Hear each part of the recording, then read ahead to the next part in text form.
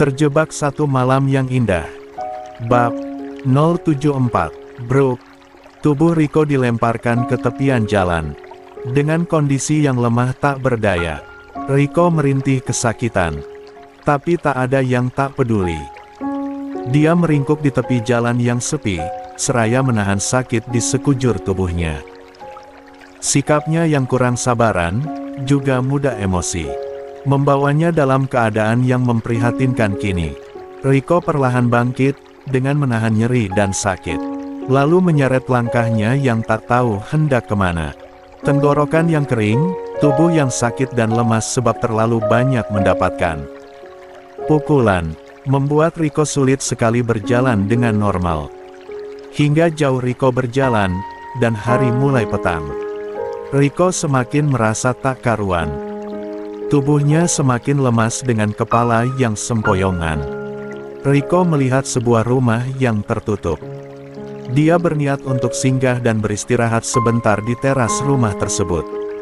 Tapi, saat baru saja dia hendak melangkahkan kakinya, pandangannya sudah kabur, dan Brooke, tubuhnya jatuh terkurap di atas lantai rumah tersebut. "Aku dihipnotis orang," gumam Rico, seraya memijat keningnya yang masih berdenyut-denyut. Iya, dia ingat, siang itu dia dikeroyok beberapa orang. Dan saat ini, dia sama sekali tidak tahu dia ada di mana. Rico menatap wanita yang sedari tadi berdiri di samping ranjangnya. Menatap dan mendengarkan semua ceritanya. "Kamu dari Jakarta?" tanyanya kemudian, dengan mimik datar ke Rico. "Iya. Ngomong-ngomong, terima kasih sudah dibawa ke sini," ucap Rico. "Teman kamu yang membawamu ke sini?" "Iya, aku yang mengarahkanmu untuk dibawa kemari. Kebetulan aku perawat di sini. Dan sekarang, aku hanya menjenguk saja, sebab aku penasaran." "Apa yang membuatmu sampai ada di depan rumahku?" sahut wanita itu. Rico kembali terdiam, lalu tersenyum getir. Bagaimana bisa dia sampai terhipnotis dan kehilangan semuanya? Rico mengambil ponselnya yang berada di atas nakas. Lantas menghubungi sang ibu, yang sontak menangis histeris. Saat mendengar suara Rico mendesah panjang. Lalu kembali menatap wanita yang masih di tempatnya, berdiri dengan tangan tersimpan di dua kantong seragam kerjanya. "Boleh saya tahu, siapa nama kamu?" ujar Rico. Wanita itu tersenyum tipis. Lantas berjalan menuju pintu keluar tanpa menjawab pertanyaan Rico. "Tunggu. Aku mohon tunggulah sampai mamaku datang. Mereka sedang menuju kemari. Aku hanya ingin berterima kasih padamu. Sebab kamu sudah menolongku," seru Rico. Sebab melihat wanita itu benar-benar mengabaikannya. "Iya, terima kasih kembali. Namaku Laura Evelyn, orang biasa memanggilku Ola.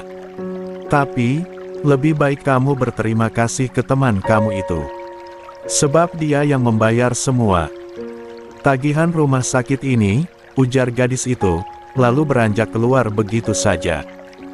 "Aish, kenapa masih sakit-sakit tubuhku? Siapa tadi namanya, astaga?" rutuk Rico, yang merasa kesal dengan keadaannya.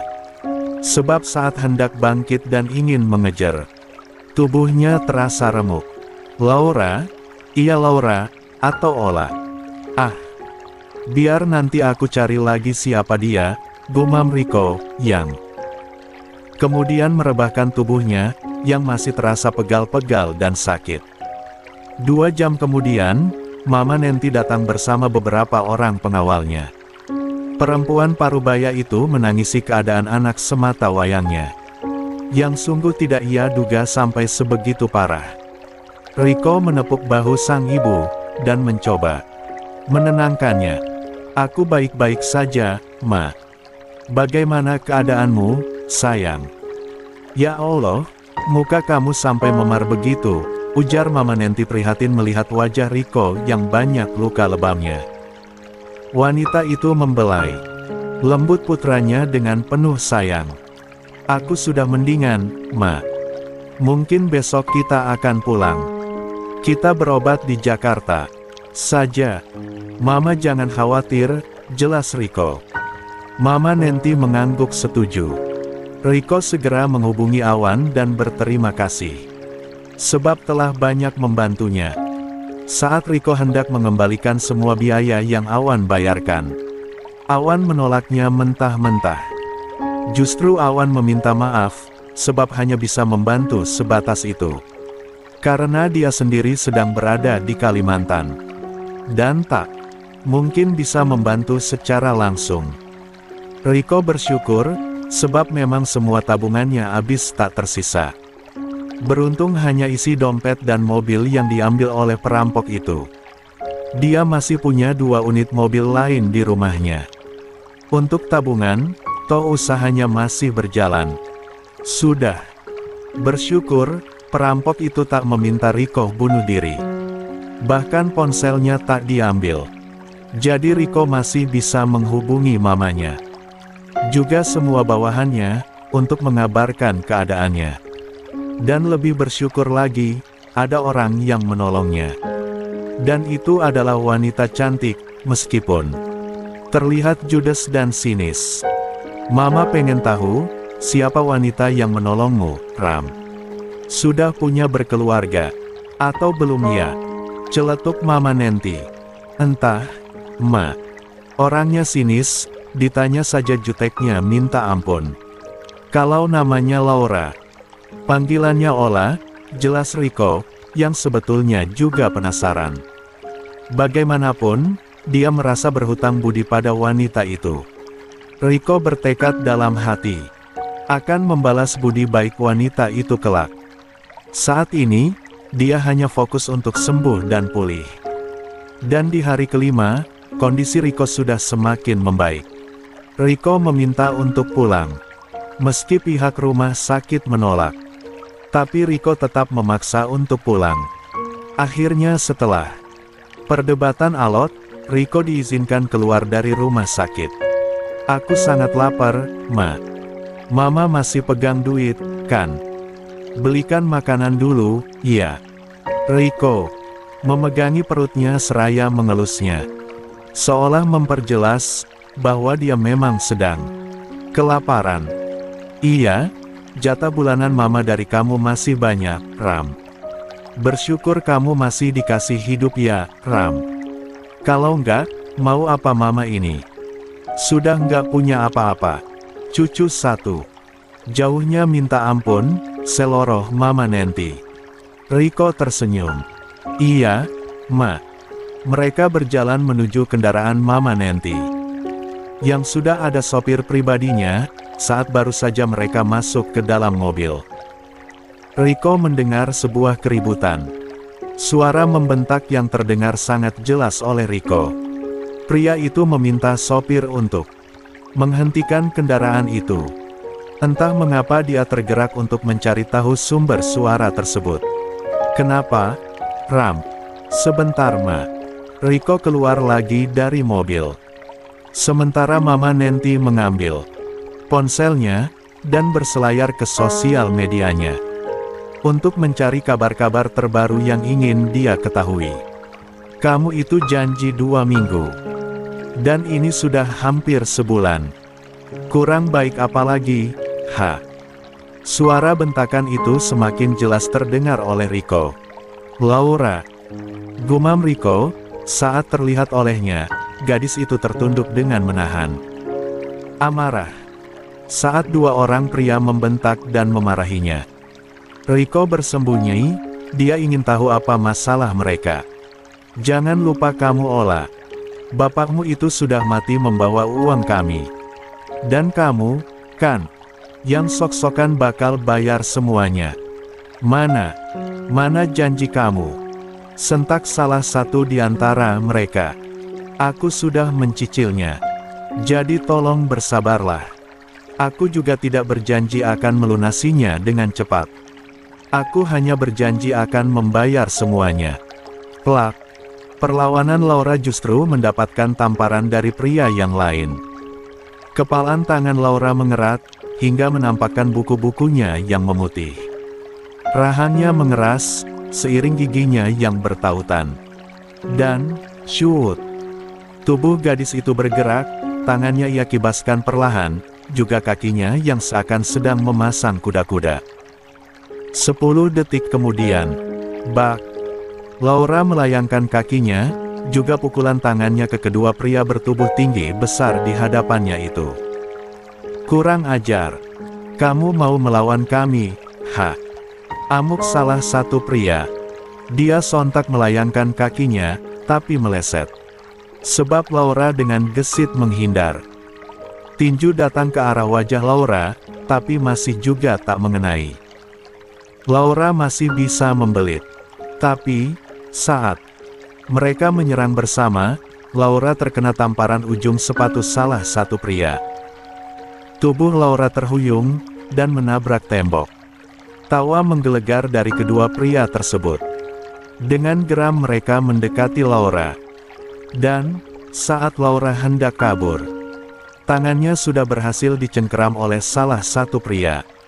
Gelak tawa penuh kemenangan terdengar mengerikan. Gadis cantik, berani sekali kamu melawan kami, seringai pria yang berdiri di hadapan Laura. Sementara pria lainnya mengunci kedua tangan Laura ke belakang. Jangan berani menyentuhku, pekik Laura, saat pria yang ada di depannya membelai pipinya. Hahaha. Mereka berdua justru terbahak mendengar teriakan Laura. Membuat gadis cantik itu semakin geram. Dadanya naik turun. Yang justru membuat pria di depannya itu menjilati bibirnya, saat tatapannya lurus ke dada Laura. Bagaimana kalau kamu bayar hutang orang tua kamu itu dengan tubuhmu saja? Wow, ini sangat bulat, ucap pria itu, seraya membelai dada Laura. Ark, sialan, lepaskan. Laura semakin memberontak, tapi justru kedua pria itu kian terbahak. Berapa hutangnya? Aku akan melunasinya. Rico muncul dan memasang badan. Kendati dia belum tahu seberapa banyak hutang yang Laura tanggung. Kedua pria itu terbahak mendengar kata-kata yang diucapkan Rico. Mereka memandang Rico begitu rendah. Krok, krok, krok. Salah satu pria bertepuk tangan, seraya berdecak dan menggelengkan kepala. Cekak. Ada yang mau jadi pahlawan kesiangan rupanya, cibirnya seraya berjalan. Mendekat ke arah Rico dan berdiri dengan tatapan sangar. Katakan saja, berapa hutangnya? Rico mengulangi kalimatnya. Tidak perlu. Aku bisa membayarnya sendiri. Pekik Laura, yang enggan merepotkan orang. Terutama harus memiliki hutang budi, sekaligus hutang uang pada orang lain. Apalagi, orang tersebut tidak dia kenal, dan baru bertemu beberapa kali. Dalam keadaan yang kurang baik. Hahaha. Bagus. Sepertinya kamu punya banyak uang. Oke, semua hutangnya 50 juta. Berikan uangnya. Seru pria yang berdiri berhadapan dengan Rico. Yang di wajahnya terdapat codet, tepat di bawah mata sebelah kirinya. Rico tersenyum miring, lantas tertawa lirih mendengar jumlah uang yang disebutkan pria tersebut. Sementara Laura meronta agar terlepas dari kuncian pria lain, yang tak kalah seram. Sebab tubuh kekarnya dipenuhi dengan berbagai macam tato. Hanya segitu. Oke, aku bayar lunas sekarang, ucap Rico dengan santainya. Lantas pria tampan itu merogoh kantong celananya, dan mengambil ponselnya. Dia mengetik sesuatu di layar ponsel. Lantas menunggu panggilan yang dia lakukan tersambung. Lucia, transfer 50 juta ke rekening yang akan aku kirim sebentar lagi. Rico berbicara seraya menatap tajam pria yang berdiri menatapnya dengan sangar. Tak lama, Rico menutup panggilannya dan memberikan ponselnya pada pria di hadapannya. Ponsel Rico sudah baru ya, sama Mama Nanti dibelikan yang baru. Waktu Mama Nanti Jagain Riko di rumah sakit. Nomor rekening.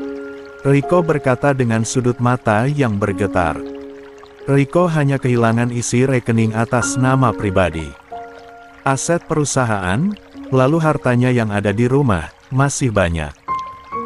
Hanya satu mobil tak terasa bagi seorang Ramdan Aditya. Meski kekayaan Riko tak sebanding dengan awan, tapi Riko juga berlimpah harta. Sebab itu, kalau hanya 50 juta, bagi Riko hanya sekedipan mata saja untuk mengambilnya. Pria itu menyerahkan kembali ponsel Riko. Dan Riko mengirimkan ke Lucia, staf administrasi keuangan di perusahaan miliknya. 5 menit kemudian, Riko menunjukkan ke pria bercodet, bukti transfer yang dikirim oleh Lucia. Pria tersebut tersenyum lebar, seraya mengacungkan jempolnya. Lantas mengayunkan telapak tangannya, mengajak rekannya untuk pergi. Pria yang mencengkram tangan Laura, segera melepaskan Laura seraya mendorongnya kuat. Bahkan wanita itu hampir saja tersungkur ke lantai. Riko gegas, menolongnya dengan sigap. "Kamu baik-baik saja?" tanya Riko dengan khawatir. "Shoot." Laura menepis tangan Riko agar terlepas dari tubuhnya. Membuat Riko mencebik, sebab sedikit tersinggung dengan sikap dingin Laura. Tapi Riko mencoba memahami, sebab memang tak pantas baginya menyentuh wanita yang bukan mahramnya. Melihat sikap dingin Laura, ingatan Riko kembali ke sosok Ernia. Bedanya, Ernia tak sejutek Laura. Ernia cuek sama laki-laki, tapi masih mau tersenyum saat disapa. Meski akan diabaikan setelahnya. "Aku akan membayarnya nanti," ucap Laura seraya berlalu dari Riko. "Tunggu," seru Riko. Laura berhenti melangkah, dan menoleh menatap Riko lekat. "Apalagi, aku mau pulang. Aku berjanji akan membayarnya nanti." "Kalau aku sudah memiliki uang," tegas Laura. "Sekali lagi, bagaimana caramu membayarnya? Memangnya kamu tahu alamat rumahku di mana?" Laura tersenyum miring, lantas beranjak pergi. "Ola, tunggu. Aku antar kamu pulang." Riko mengejar Laura, dan menarik paksa tangan wanita itu. Kendati Laura meronta dan menolaknya, Riko tetap memaksa Laura agar ikut dengannya. "Lepasin." "Iya, aku akan bayar hutang itu," jerit Laura, seraya terus menolak ajakan Riko. "Aku tidak memintamu membayarnya. Aku hanya mau mengantarmu pulang," sanggah.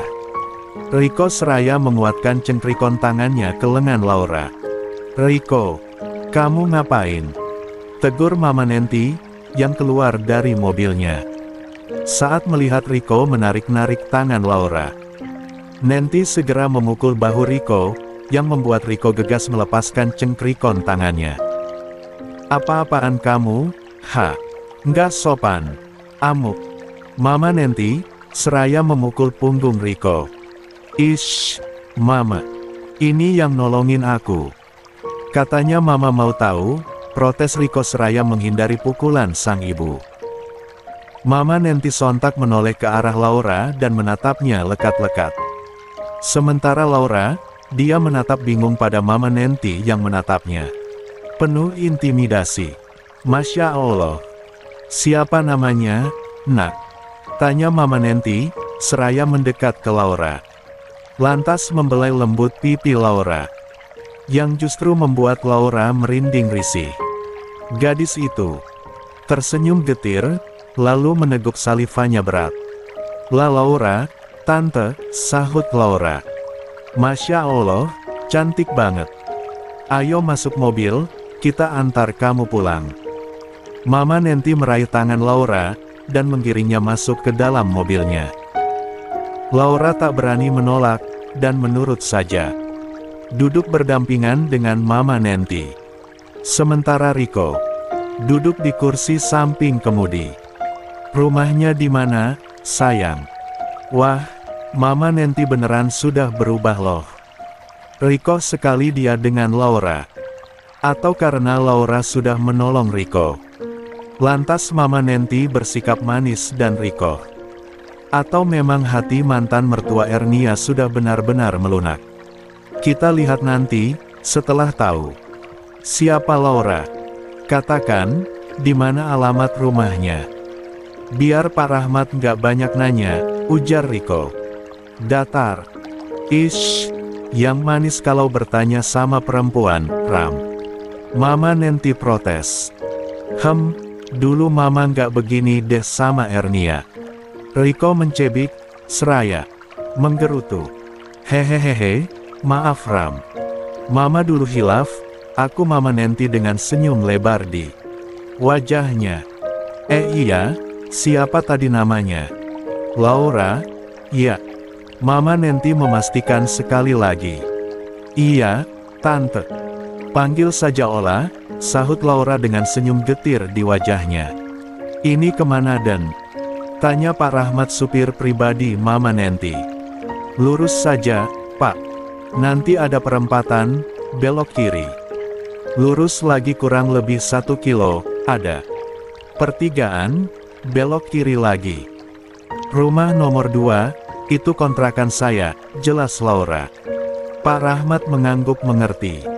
Sementara Mama Nanti beroh lirih mendengar petunjuk dari Laura. Gadis itu menoleh ke arah Mama Nanti, dan tersenyum tipis. Kamu masih ngontrak, Nak? Tanya Mama Nanti, terlihat peduli. Seraya mengusap lembut lengan Laura. Hehehe, iya Tante, Alhamdulillah, sahut Laura dengan senyum yang sangat terpaksa. Ram, belikan apartemen 1. Biar nanti Mama yang bayar. Kapan waktu? Suruh Ola. Pilih sendiri mana yang dia suka. Mama Nanti mencolek bahu Rico. Hah. Rico dan Laura terkejut bersamaan. Bahkan Rico sampai menengok ke arah sang ibu.